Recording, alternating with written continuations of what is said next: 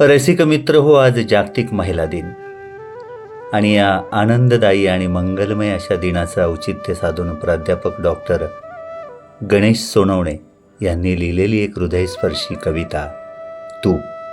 अभिवाचन उमेश शिंदे.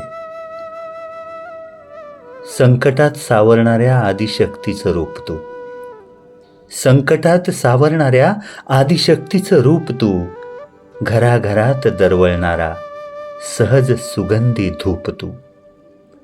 कधी आई कधी बाई साकारतेस भूमिका खूप तू, कधी कधी आई कधी बाई साकारतेस भूमिका खूप तू.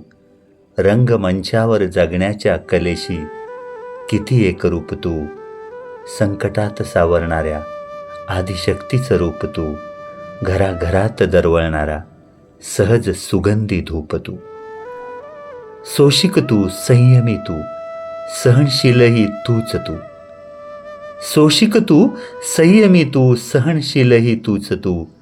ग्रीष्मातही बहरणारे गुलमोहराचे रूप तू, संकटात सावरणाऱ्या आदिशक्तीचं रूप तू, घराघरात दरवळणारा सहज सुगंधी धूप तू.